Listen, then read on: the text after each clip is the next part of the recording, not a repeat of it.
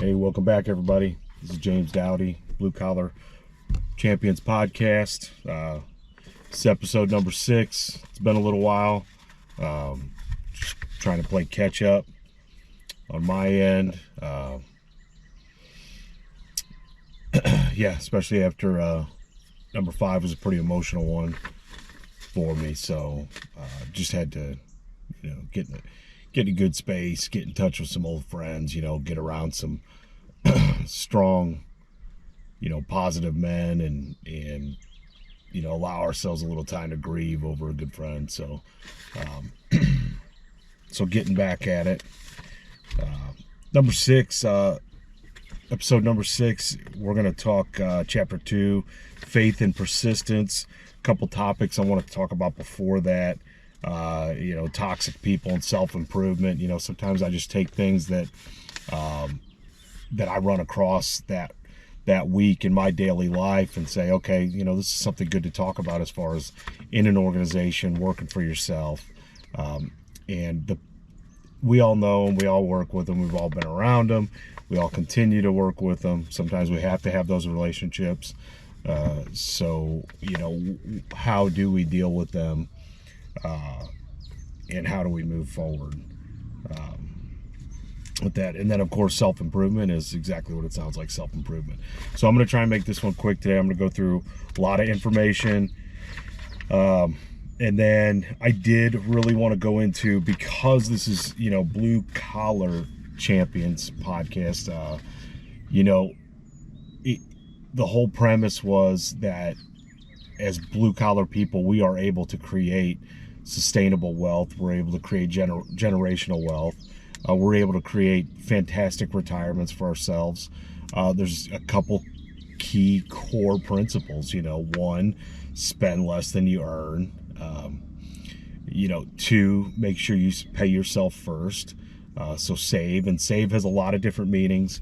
So you'll hear people talk about save. You'll hear investors talk about save. So people use save in different ways. They use save as far as investing. They use save as far as savings cash. Obviously, we're not a huge fan of that. Because the longer you hold on to that cash, you're actually losing money to inflation. Now, I'm not a financial advisor. These are just things I've learned over the years that I put into practice in my own life, and that now are starting to create avenues of wealth for my family. So that's the whole premise of why I did this. I see a lot of guys, a lot of really good men and women, in different disciplines, different trades, work for the city, EMS, firefighters, law enforcement, tradesmen and women, and even now, at 42, if I talk to my, peers, people my age, there's a huge percentage that, when I start bringing up things like, life insurances inside of trusts for your kids, additional either, Roth 401k, Roth IRA, and then taking, 15 to 20% of that and investing in mutual funds outside of your company's retirement or pension, or 401k, whatever's available to you, and just making sure you're using every resource that's available to you. Sometimes for some people, who are at the right time in their life, it might be a whole life policy, things like that. So there's a lot of different avenues out there, and I think sometimes, at least what I've experienced in people that I've talked to, when I worked side by side with my tools on, it was that you just didn't think it was a possibility for them. And it's absolutely a possibility.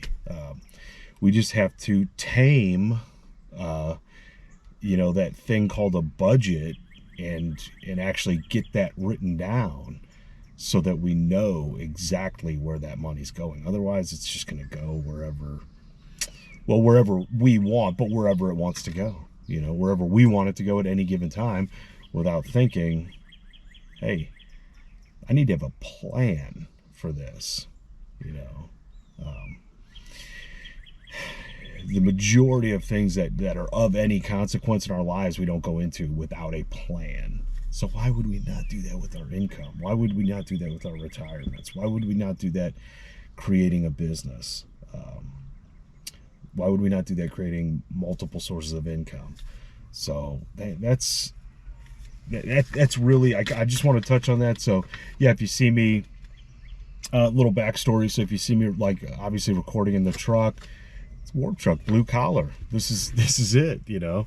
I also have 2 young boys, so 3 and 5.5. And if anybody has youngsters, and now my only experience is boys, so if anybody has 2 young boys at home, so when they wake up from nap time, okay, and they see dad's truck, mom's car, the extra car, and they know that dad's home, but they don't know where he's at, yeah, it's mission impossible at that point. It's full-blown force recon to find out where dad's at, what he's doing, and why they're not aware of what I'm doing. So anyway, you know, moving forward, I'll be, you know, putting together, I have picked an area, it's an outbuilding from the house that will be a good place to set up a studio, recording studio. So it's in the works. But yeah, that's why I choose to distance myself a little bit. Anyway, I said I was going to make this quick. This time I'm going to. So let's dive in. First, toxic people. I want to dive into something recently that's come up, and it's one of those less optimistic and attractive parts of life, dealing with toxic people. Look, we're going to come across toxic people in the organizations we're currently working in, the businesses we run. You know, a major advantage to running your own business, well, hopefully you have the option to work with those people or without them. You know, sometimes when you're still working for an organization, you don't have the option. So how do you tactically deal with, you know, toxic people in those in your organization that you have to deal with? You know, the tactics one employee to deal with, you know, will speak volumes to the type of leader you are now and how you'll be in the future. I tend to recommend the driving tactic when available. Driving means total obstacle avoidance, or completely treating that individual as an island we are not allowed to step foot on. That's in the event that you have already established them as an island, as island material, after repeated attempts to deal with them as a human being. So that just means, look, if you can treat them like an island that you are not allowed to step foot on, then by all means do that. It's okay, you know. You don't have to put yourself in situations to deal with toxic people if you don't have to, you know, or to be abused or whatever.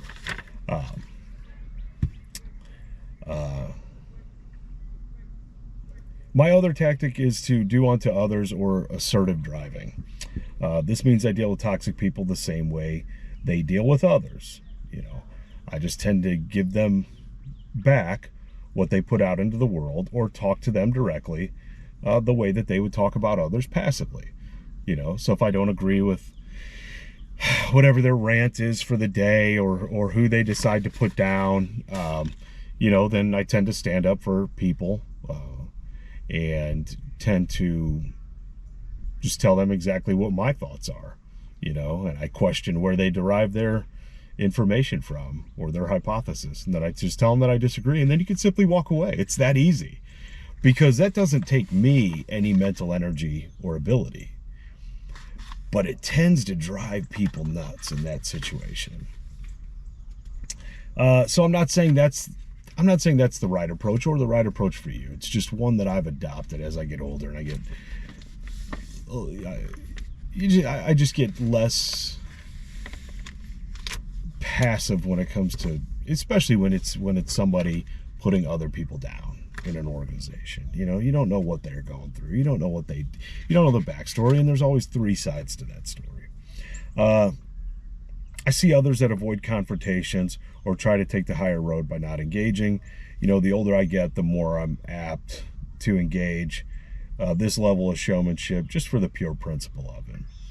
My thought is the longer this behavior of an individual goes unchecked, the worse it can get and the more toxic they become and make an organization.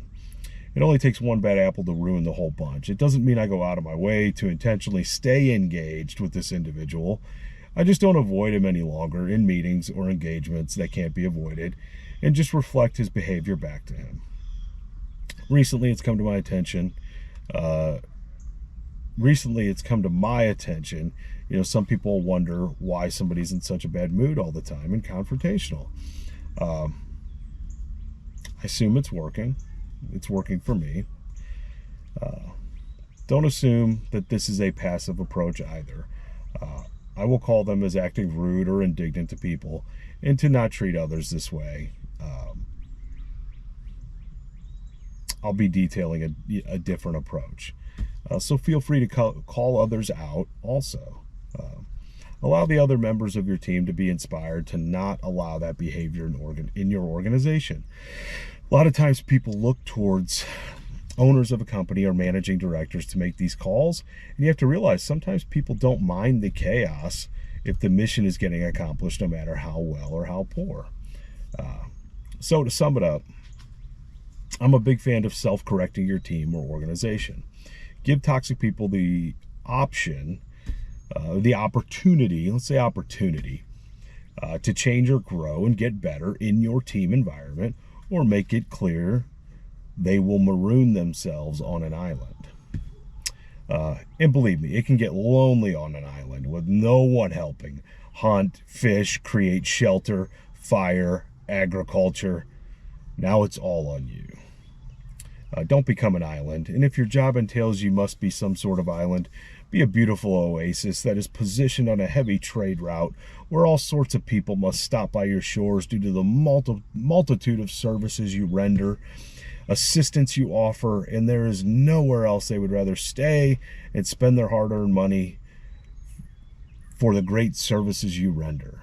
So, if you're going to be an island, at least be an attractive one that people are apt to stop by. And by island, I mean maybe you work sole proprietorship, work for yourself, by yourself, or you're an independent sales rep, something of that nature. And be attractive for people to come visit. Moving on, self-improvement. Topic 2. This is a broad and all-inclusive topic. Today, what I'm talking about is using the opportunities available to us via internet, local classes, seminars, online classes, etc. Lately, it's dawned on me while discussing how to create the best partnership between two LLCs that I don't know much about the topic, so I decided I'll take an online course, Business Creation, Formation, Growth, and Entrepreneurship. An online career center is an excellent way to start. A class from the center could take 8 to 20 weeks of working at your own pace and develop a good broad knowledge of the subject and allow one to speak the language and engage the right resources for the growth of a business. Having a good fundamental understanding of a subject is crucial for knowing what direction to move in and the next steps to take for forward growth. This will allow you to engage the who to help you on the journey. So the reason I wanted to kind of bring that up as far as like self-improvement, and self-improvement is broad and all-inclusive, but that's just one little one little step you can take in your self-improvement journey. Is look around at is it a community college, is it a university, is it something online? That's the beautiful thing about the internet, is that everything is available to you online. So there's no reason, I love when people say, well, I don't know. You're like, well, have you researched it? Well, no, I haven't researched it. Okay. So you don't want to know, is what I hear. The point being is that, just a few clicks away, anything's available to you. So for me, I look at what my weaknesses are and I say, okay, well, that's something I need to look. That's something I need to do. Um, Obviously with a background in construction and then construction management and project management, if all I needed to do was just create a level 3 schedule for how to execute it, how to execute the project, no problem, but knowing what the next step is not always at the tip of my tongue. So it's like, okay, well, I know that's a little weakness. So what do I need to do? And the other part of that self-improvement is be humble enough to ask the questions. So start talking to people. Start asking the right questions. Hey, how'd you get to where you're at? That's interesting. Okay, how'd you do that? And 99% of the time, people are absolutely willing to help. Normally people and this is in Lead the Field by Earl Nightingale. What you find is as you go up the corporate ladder, or you could say like meet more successful people, successful business owners, the more apt they are to help, the happier people they are, and the more open they are with information. Why would they not? It's not somebody who's scared to death who's not going to show the next sequence of how to fix that piece of equipment because they're scared to death somebody's going to learn something they don't know and take their job. That's a sad state of affairs too. But anyway, that is prevalent. So that's what I mean. That's one small part of self-improvement is identify your weakness, and then look at what you can do to educate yourself to get out of it, and then start opening your mouth to other people and surrounding yourself with people, and be cautious of who you surround yourself with. You are a culmination of the books that you stand on and the 5 people you spend the most time with. So be around smart, driven, caring, successful people. Yeah. So don't be an island if you don't have to. Anyway, we're going to read, going into chapter 2, faith, visualization, and belief in the attainment of desire. Second step to riches, Think and Grow Rich. Napoleon Hill, pages 45 to 54, out of the edition by Ross Cornwell, compiled by. So, chapter 2, faith, visualization, and belief in the attainment of desire. The second step to riches. Faith is the head chemist of the mind. When faith is blended with the vibration of thought, the subconscious mind instantly picks up the vibration, translates it into spiritual equivalent, and transmits it to the infinite intelligence, as in the case of prayer. The emotions of faith, love, and sex are the most powerful of all the major emotions. When the 3 are blended, they have the effect of coloring the vibration of thought in such a way that it instantly reaches the subconscious mind, where it changes into spiritual equivalent, the only form that induces a response from infinite intelligence. Love and faith are psychic, related to the spiritual side of humanity. Sex is purely biological and related only to the physical. The mixing or blending of these 3 emotions has the effect of opening a direct line of communication between the finite thinking mind and the infinite intelligence. How to develop faith. There comes now a statement which will give a better understanding of the importance of the principle of autosuggestion assumes in the transmutation of desire into its physical monetary equivalent. Faith is a state of mind which may be induced or created by affirmations or repeated instructions to the subconscious mind through the principle of autosuggestion. Okay, that is super powerful. If you think about, let's read that again. Faith is a state of mind which may be induced or created by affirmations or repeated instructions to the subconscious mind through the principle of autosuggestion. Okay, think about a downware, or a software download. Okay, by affirmations or repeated instructions to the subconscious mind. So changing the software, downloading new software, changing the paradigm, creating the faith. Okay, and faith has so many broad broad meanings. Religious faith, spiritual faith, hope. I'm a firm believer that hope is a strong sort of faith. Just think about what hope actually is, So let's go on. As an illustration, consider one main purpose for which presumably you are reading this book. The object is naturally to acquire the ability to transmute the intangible thought impulse of desire into its physical counterpart, money. By following the instructions laid down in the chapters on autosuggestion, chapter 3, and the subconscious mind, chapter 11, as summarized in the chapter on autosuggestion, you can convince your subconscious mind that you believe you will receive that for which you ask. Your subconscious mind will act upon that belief, then pass it back to you in the form of faith, followed by definite plans for procuring that which you desire. The method by which one develops faith where it does not already exist is extremely difficult to describe.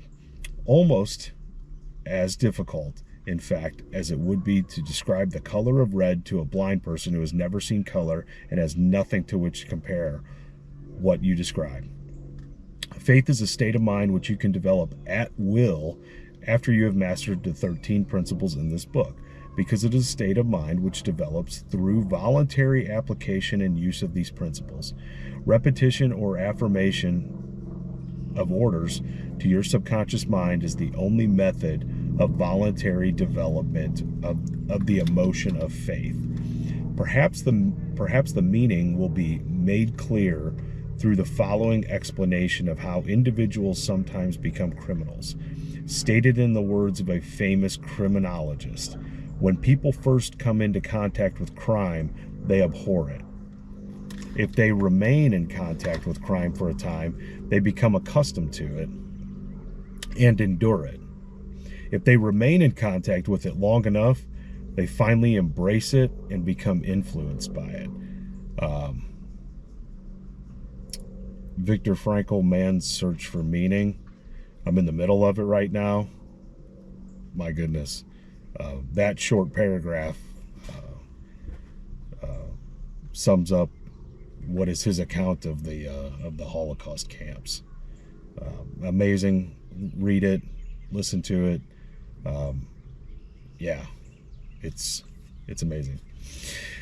This is the equivalent of saying that any impulse of thought which is repeatedly passed on to the subconscious mind is finally accepted and acted upon by the subconscious mind, which proceeds to translate that impulse into its physical equivalent by the most practical procedure available.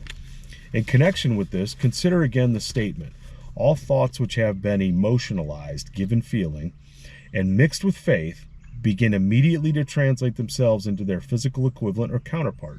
The emotions or the feeling portion of thoughts are the factors which give thoughts vitality, life, and action.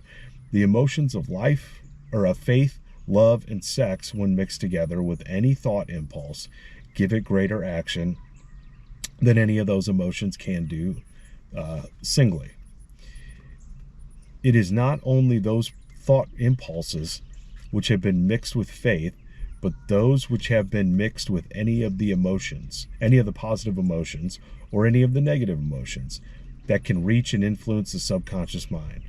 From this statement, you will understand that the subconscious mind will translate into its physical equivalent a thought impulse of negative or destructive nature just as readily as it will act upon thought impulses of positive or constructive nature. This accounts for the strange phenomenon which so many millions of people experience, referred to as misfortune or bad luck. There are millions of people who believe themselves doomed to poverty and failure because of some strange force over which they believe they have no control. I'm just going to read the last half of that again. Well, I'll read the whole thing again. There are millions of people who believe themselves doomed to poverty and failure because of some strange force over which they believe they have no control. And I wonder how many people feel that way, but then are people of faith. Like, how do you believe that there's some strange force that's keeping you down in your dead-end shitty job that you can't save, you spend too much money, you're way over your head in debt, or you have to drive that $1,000 a month, or multiple maybe for the family cars? It's like, I don't think it's a strange force, it might be you. They are the creators of their own misfortunes because of this negative belief, which is picked up by the subconscious mind and translated into physical equivalent. This is an appropriate place at which to suggest again that you may benefit by passing on to your subconscious mind any desire which you wish to translate it into its physical and monetary equivalent in a state of expectancy or belief that the transmutation will actually take place. Your belief or faith is the element which determines the action of your subconscious mind. There is nothing to hinder you from deceiving your subconscious mind when giving it instructions through autosuggestion, as I deceived my son's subconscious mind. Remember the son, deaf? To make this deceit more realistic, conduct yourself when you call upon your subconscious mind just as you would if you were already in possession of the material thing which you are demanding. The subconscious mind will transmute into its physical equivalent by the most direct and practical media available any order which is given to it in a state of belief or faith that the order will be carried out. Surely enough has been stated by now to give you a starting point from which you may, through experiment and practice, acquire the ability to mix faith with any order given to your subconscious mind. Perfection will come through practice. It cannot come by merely reading instructions. If it be true that one may become a criminal by association with crime, and this is a known fact, it is equally true that one may develop faith by voluntarily suggesting to the subconscious mind that one has faith. The mind comes, finally, to take on the nature of the influences which dominate it, which is all your self-talk, all your autosuggestion, creating the faith. Understanding this truth, you will know why it is essential for you to encourage the positive emotions as dominating forces of your mind, and to encourage and to discourage and eliminate negative emotions. A mind dominated by positive emotions or positive mental attitude becomes a favorable abode for the state of mind known as faith. A mind so dominated may at will give the subconscious mind instructions which it will accept and act upon immediately. Faith is a state of mind which may be induced by autosuggestion. All down the ages, the religionists have admonished struggling humanity to have faith in this and the other dogma or creed, but they have failed to tell people how to have faith. They have not stated that faith is a state of mind and that it may be induced by self-suggestion. In language which any normal human being can understand, this book will describe all that is known about the principle through which faith can be developed where it does not already exist. Have faith in yourself, faith in the infinite. Before we begin, you should be reminded again that faith is the eternal elixir which gives life, power, and action to the impulse of thought. The foregoing sentence is worth reading a second time and a third time and a fourth time. It is worth reading aloud. Faith is the starting point of all accumulation of riches. Faith is the basis of all miracles and all mysteries which cannot be analyzed by the rules of science. Faith is the only known antidote for failure. Faith is the element, the chemical, which when mixed with prayer gives one direct communication with the infinite intelligence. Faith is the element which transforms the ordinary vibration of thought created by the infinite mind into its spiritual equivalent. Faith is the only agency through which the cosmic force of infinite intelligence can be harnessed and used by humanity. Every one of the foregoing statements is capable of proof. The proof is simple and easily demonstrated. It is wrapped up in the principle of autosuggestion. Let us center our attention, therefore, on the subject of self-suggestion and find out what it is and what it is capable of achieving. It is a well-known fact that one comes finally to believe whatever one repeats to oneself, whether the statement be true or false. So whether you think you can or you think you can't, you're right. So the premise of everything that he's talking about with the autosuggestion is your self-talk. The whole, what we listened to for the whole first chapter was, we are what we think about. Man is what he thinks about. So do you think about failure and how you can't do something and how it's not going to happen, or there's just no way, that person had this or this person had that? First, change your thoughts, and look at something like a drowning person swimming for a life preserver. Okay? Yeah, that kind of changes things, doesn't it? We talked about that before in one of the previous podcasts. You're not going to care people critiquing your swimming if you're swimming for a life preserver. If the ship's going down and you're swimming for the boat, the lifeboat, the life preserver, you're not too worried about what other people are thinking. So start looking at your goals, your dreams, your ambition, little side projects, anything that you want to do, that you need to do. Start looking at it like that. And then start to develop some faith through autosuggestion. If we repeat a lie over and over, we will eventually accept the lie as a truth. Moreover, we will believe it to be the truth. Each of us is what we are because of the dominating thoughts which we permit to occupy our mind. Thoughts which we deliberately place in our own mind and encourage with sympathy, and with which we mix any one or more of the emotions, constitute the motivating forces which direct and control our every movement, act, and deed.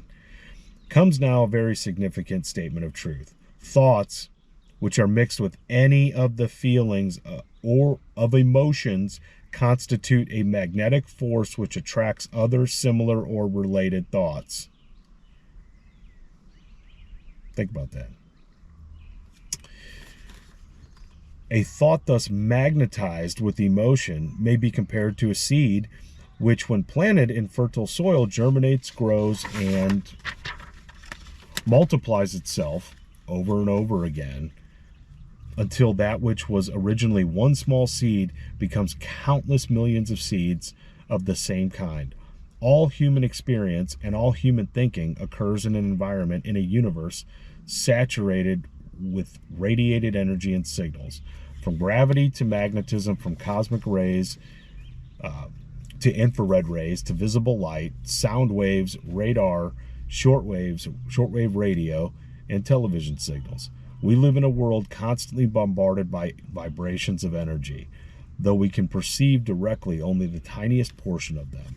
Likewise, thought impulses are vibrations of energy transmitted in some deeply mysterious and as yet uncomprehended way, as electrical and chemical currents among brain cells, While we do not understand and cannot describe scientifically the how of the process, it is clear that thought impulses like electromagnetic radiation are also out there somehow, as some experiments with extrasensory perception, or ESPs, seem clearly to indicate. Human experience, like the cosmos itself, teems with thought vibrations or influences, both destructive and constructive. It is characterized at times by vibrations of fear, poverty, disease, failure, misery, and vibrations of prosperity, health, success, and happiness, just as surely as the atmosphere carries the sound of hundreds of orchestrations of music and hundreds of human voices, all of which maintain their own individuality and means of identification through the medium of television or radio. From this great storehouse of experience, the human mind is constantly attracting vibrations which harmonize with that which dominates the mind. Any thought, idea, plan, or purpose which one holds in one's mind attracts from the thought vibrations of existence a host of its relatives, adds these relatives to its own force, and grows until it becomes the dominating, motivating master of the individual in whose mind it's been housed. How long have you wanted to get your how long have you wanted to get your finances in order? How long have you wanted to get a different job, change your career, start that small business, start that big business, launch the business plan that you have, start calling on anybody who may be interested in looking at your business plan, venture capitalists, whatever. How long has that been in your mind, and how long have you beat that down for? 10, 20, 30 years, 40 years, 50 years? Just think about it, and I think I can't say all of us, the majority of us have been there and understand exactly what he's saying in that paragraph. This is the opportunity to break loose.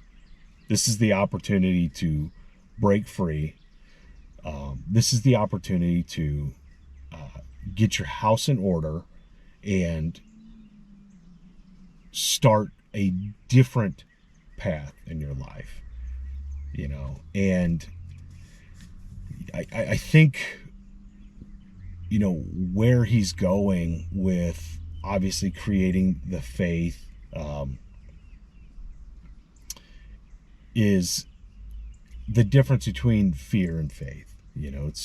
It's fear-based hope and faith-based hope. It's doing something based on fear or doing something based on faith. So you just have to figure out for yourself when you're tired, when you're sick and tired of being sick and tired, when you've had enough.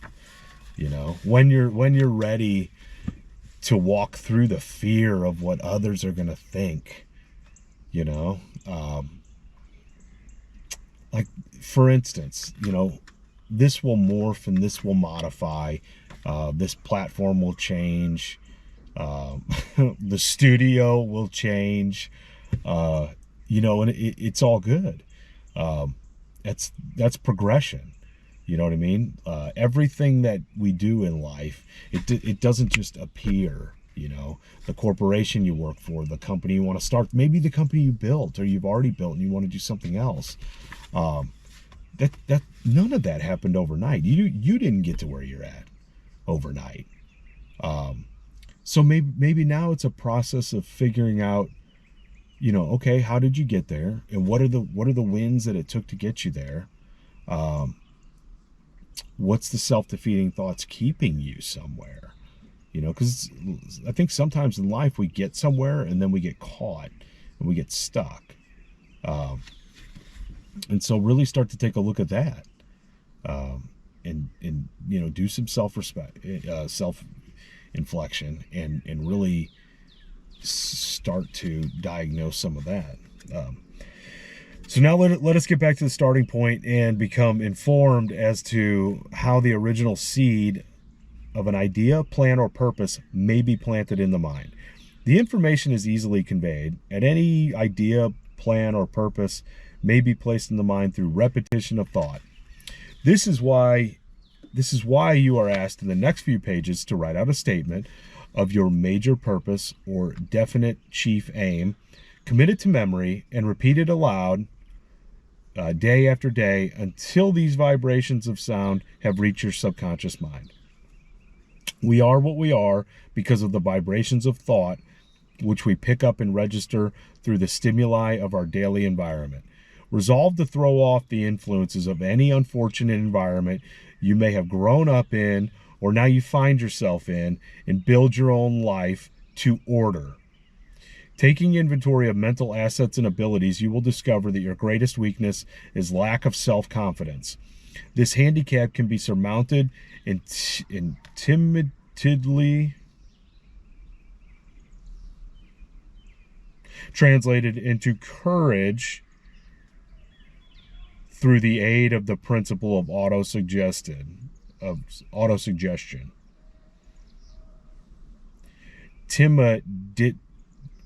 Timidly. We're going to look that up. The application of this principle may be made through a simple arrangement of positive thought impulses stated in writing, memorized, and repeated until they become a part of the working equipment of your subconscious mind. Geez, again, think about the software you're running. Man, I just had a great conversation with a powerful dude, man. One of my guys, just always looked up to him and respected his thoughts and his just his ability to look so deep inside, and then look at existential problems. And situations. Just a super deep guy, and super smart. And again, we got into the conversation about software downloading. What's our operating system? What's our software? Is it out of date? Is it time to update it? Is it time to update it with things that are going to get you out of that negative, self-defeating way of thinking and replace that shit with something else? Is it time? Well, it is for me, so I can't speak for anybody else. Moving on. Self-confidence formula. First, I know that I have the ability to achieve the object of my definite purpose in life. Therefore, I demand of myself persistent, continuous action towards its attainment, and I here and now promise to render such actions. Second, I realize that the dominating thoughts of my mind will eventually reproduce themselves in outward physical action and gradually transform themselves into physical reality. Therefore, I will concentrate my thoughts for 30 minutes daily upon the task of thinking of the person I intend to become, thereby creating in my mind a clear mental picture of that person. Third, I know that through the principle of autosuggestion, any desire that I persistently hold in my mind will eventually seek expression through some practical means of attaining the object back of it. Therefore, I will devote 10 minutes daily to demanding of myself the development of self-confidence. Fourth, I have clearly written down a description of my definite chief aim in life, and I will never stop trying until I shall have developed sufficient self-confidence for its attainment. Fifth, I fully realize that no wealth or position can long endure unless built upon truth and justice. Therefore, I will engage in no transaction that does not benefit all of whom it affects.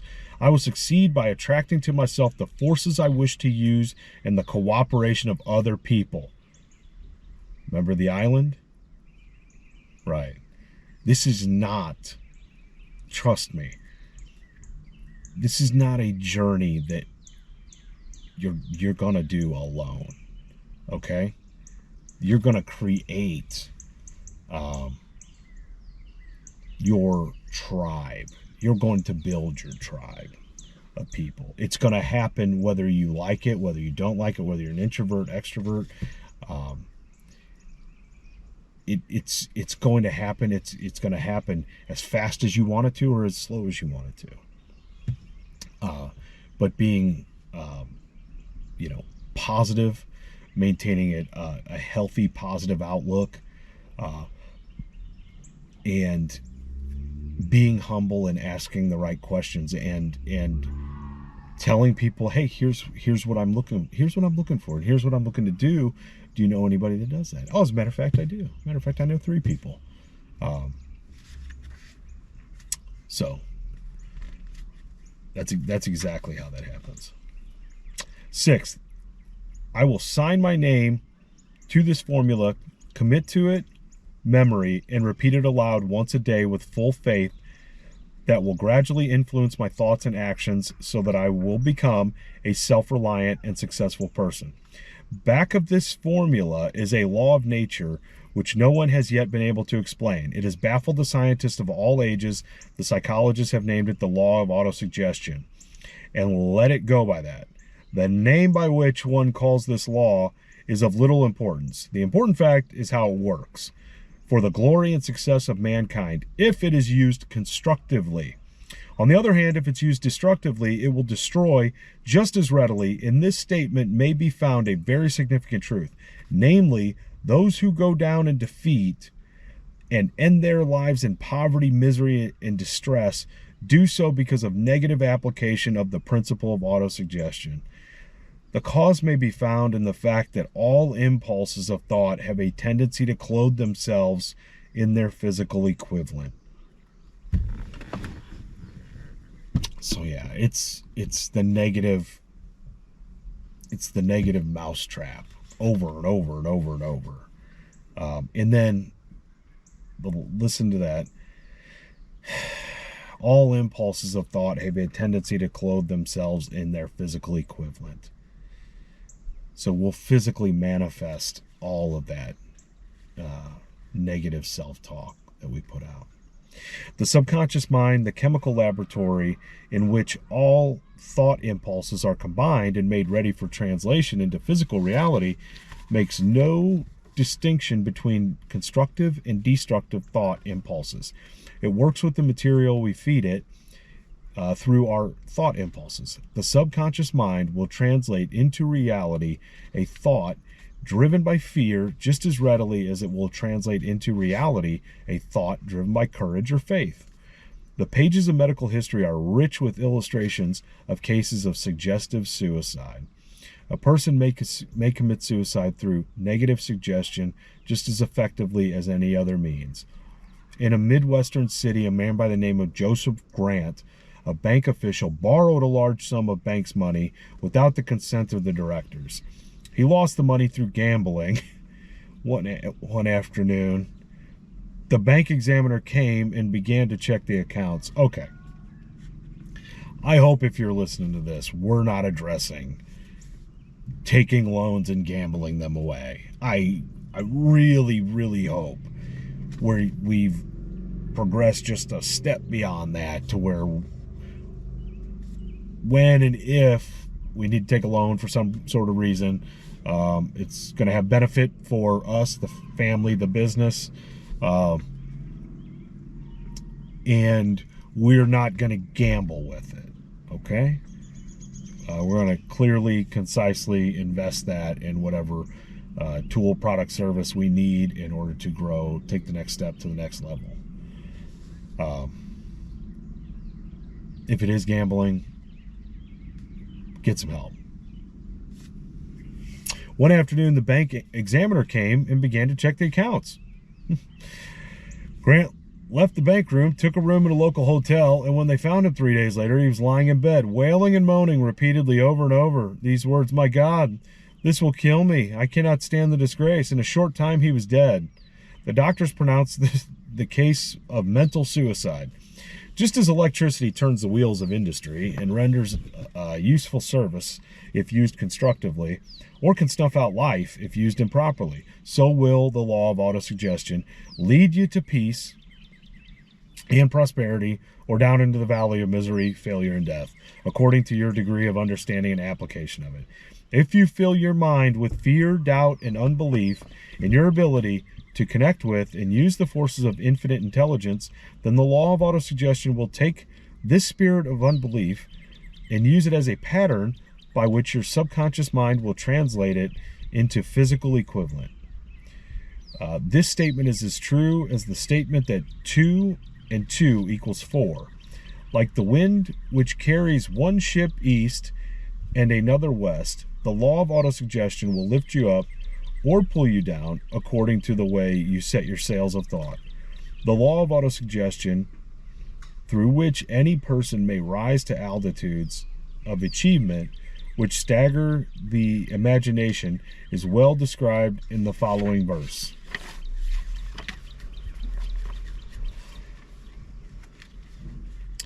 If you think you are beaten, you are. If you think you dare not, you don't. If you like to win, but you think you can't, it's almost certain you won't. If you think you'll lose, you're lost. For out of the world we find, success begins with a fellow's will. It's all in the state of mind. Oh, this is supposed to be like a rhyming poem. If you think you are outclassed, you are. You've got to think high to rise. You've got to be sure of yourself before you can ever win a prize. Life's battles don't always go to the stronger or faster man, but soon or late, the man who wins is the man who thinks he can. Sorry, I butchered that. I am not a poet. Observe the words which have been emphasized, and you will catch the deep meaning that the poet had in mind, despite the narrator. Somewhere in your makeup, perhaps in the cells of your brain, there lies sleeping the seeds of achievement, which, if aroused and put into action, would carry you to heights such as you may have never hoped to obtain. Just as a master musician may cause the most beautiful strains of music to pour forth from the strings of a violin, so may you arouse the genius which lies asleep in your brain and cause it to drive you upward to whatever goal you may wish to achieve. Okay. So, faith, autosuggestion, self-talk, the development of faith through autosuggestion, how that ties into hope and maintaining hope. So I had a lot more planned to talk about, but I think we're going to turn this into number 7 because I've already blabbered on and run on long enough. So number 7, we're going to go into finances. We're going to go into retirement plans. We're going to go into the major principles of some of the major I'll call finance gurus, such as Suze Orman, Dave Ramsey, Robert Kiyosaki, and we're going to kind of dissect. We're just going to go high level. We're going to go bullet point, top 10 principles, and what are the thoughts as far as how they all blend together. Because look, I'm not a financial advisor. I'm just a guy that's smart enough to listen to other smart people. And that's the biggest thing that I've learned over the last really probably couple of years, probably 5 years, really, 4 to 5 years, is that everybody has their own, and just be aware. Every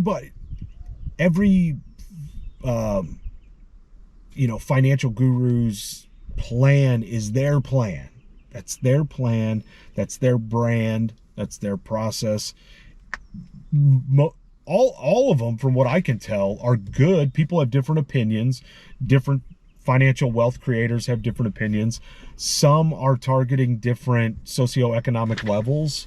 So some might be targeting people on the very low end, you know, which is my audience also, uh, and be teaching you a different way.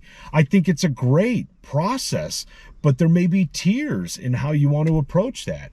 So it may be, it may be, one approach to get to here, and then a baby steps approach into making sure that you have a safe, solid retirement. You are ready. You got your ducks in order, man. You've listened to you've listened to Ramsey. You've done the baby steps. I'll just say it. Like, I'm a huge fan, by the way, a huge fan. And we'll go into that next week. Okay, we'll go into that for number 7. But I'm super passionate about it because I really want to talk to my blue collar folks out there who may not have or know all the different ways that you can create wealth and generational wealth slowly over time. We can do it over 30 years. We can fast track it. You can start some businesses. We can line up multiple different accounts for you to use. So there's so many different avenues, and there's so many different avenues that the rich use. Also, real estate, tax sheltering, things like that. What was the most recent one?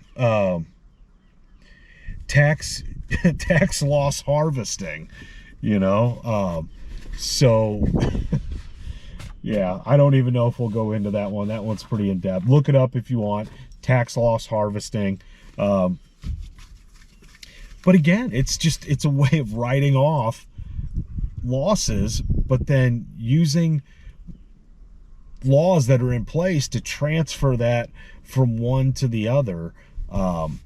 It's just super interesting. And actually, my financial advisor brought it to me, and he said, "Okay, yeah, we'll look at how we want to buy those mutual funds with 15 to 20% disposable income, and then what happens annually, and if we have a bad year, we can look at tax loss harvesting." And so I'm like, but that's me. That's me being open to somebody else, me being humble, and me going, hey, I don't have all the answers, but I'm willing to learn. So obviously, I'm gonna leave you with some quotes. All right, not for motivation. We don't motivate. We get disciplined. Okay, motivation's fleeting. Okay, discipline is what sets you free. Stand up for yourself also within your organization and outside of your organization. That's me. You are a direct representation of your company. Act like a successful business. That's me. And I might have already read these. If so, suffer through them again, and I'll say goodbye. It's not how much money you make, but how much money you keep. How hard it works for you, and how many generations you keep it for. Robert Kiyosaki. Financial peace isn't the acquisition of stuff. It's learning to live on less than you make so you can give money back and have money to invest. You can't win until you do this. Dave Ramsey. Only buy something that you'd be perfectly happy to hold if the market shuts down for 10 years. That's Warren Buffett. Of course, he's been investing for... That's the other thing people forget about Warren Buffett. Is, how could I ever do that? How could I ever build wealth? He's been investing successfully and unsuccessfully. He's lost money in the market too, but he's built more money and earned more money in the market than he's lost. And he's learned from those losses. But he's also been doing it for like 50, 60 years.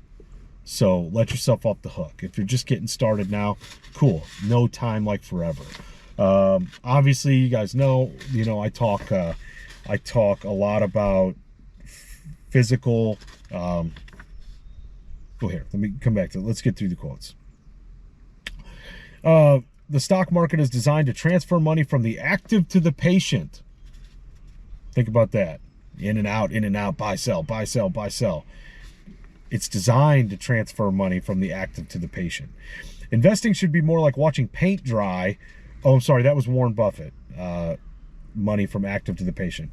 Investing should be more like watching paint dry or watching grass grow. If you want excitement, take $800 and go to Vegas.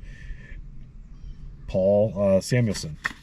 So where I was going before I finished these was, you guys know I talk about fitness, getting in shape, staying in shape, things like that. I really think for me, man, for a lot of the really successful people that I've met that are operating at a high level, it takes a lot of energy to stay there,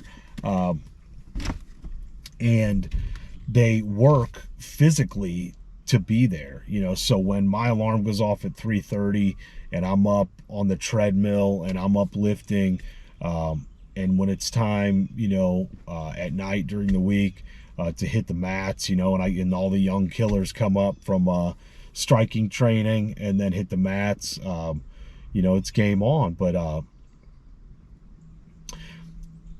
I was telling a buddy of mine this week, I've been trying to get him into the gym, get him onto the mats in a gi, you know, let's do it right, man. Let's get in a gi.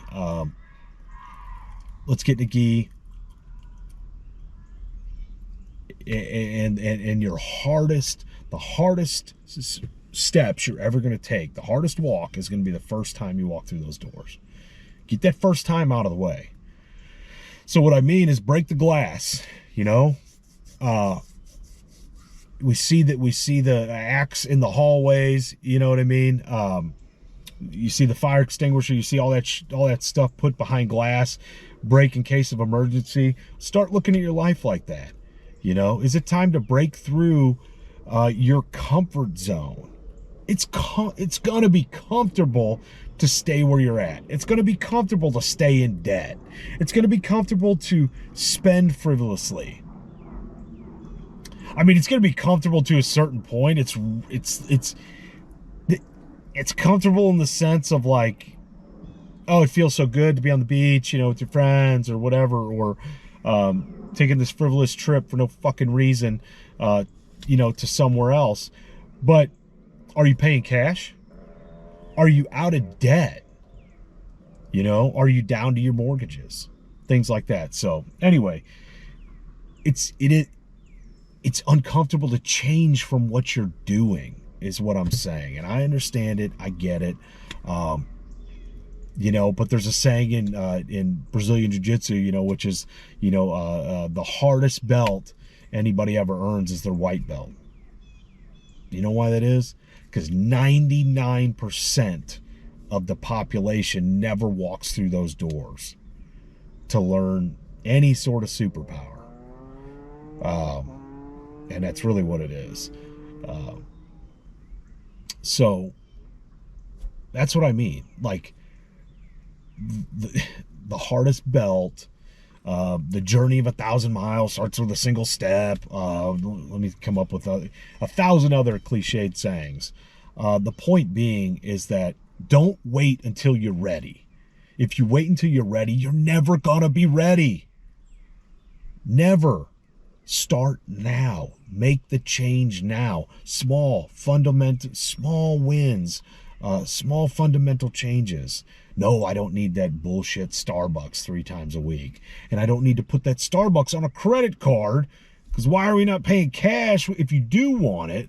You know, but if that card's got a balance of $40,000 on it that you can't pay for, maybe it's time to stop the Starbucks. So just little shit. And it may be whatever. It may be, oh God, I could give you a plethora of examples. It may be the biggest, baddest side-by-side you gotta have. And I just gotta get the whatever. I don't know what they are. I gotta get the 30-inch with the mud tires, you know, with the lift kit, you know, put another 6, 7, 8 grand into this thing that I don't have. Why? So you can go keep up with your buddies? So you can go break it out in the mud so you can get further in debt? Do you need that or do you want that? And then what are you going to do 30, 40 years from now? What are you going to do? Maybe tomorrow I'll bring up the Delta, because it's good. I listened to a podcast with two gentlemen, and I'll give them a plug next week. I just can't remember the name. I think it's the Money Guys, but I'll verify that. Anyway, man, they went through like what happens if you start investing in your IRA or 401k, whatever it may be. IRA is just a real simple, individual retirement account. Roth, traditional. Roth, obviously, you want to start first and foremost, like for the kids. As soon as they're able to earn income, boom, custodial IRA. So maybe that's 12, 13 years old. Boys are doing yard work around the house. Boys are doing yard work in the neighborhood.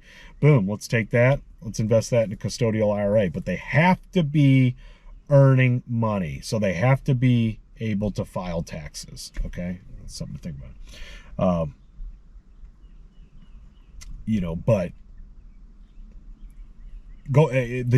the delta between investing in your 20s, your 30s, and your 40s, and it'll blow your freaking mind. It's the power of the compounding interest, and it made me sick to my stomach, because I thought of my 20s, and I thought of where my money went in my 20s and what I was doing, and it was not investing, and it was not maxing out my Roth every year, unfortunately.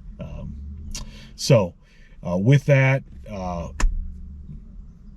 wish everybody the best. I appreciate everybody tuning in. If you're watching this, hit the like button, whether you made it through, make it in 2 tries. I know I can go on, but start reading the book, start reading any book. Start looking at ways to clean your finances up. Start looking at ways to invest. If you're already past that point, kudos, man. Start looking at ways to build residual income, multiple sources of income.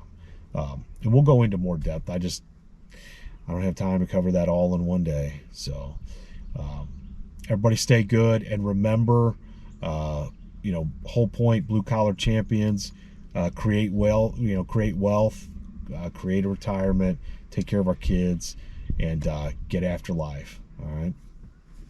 See you.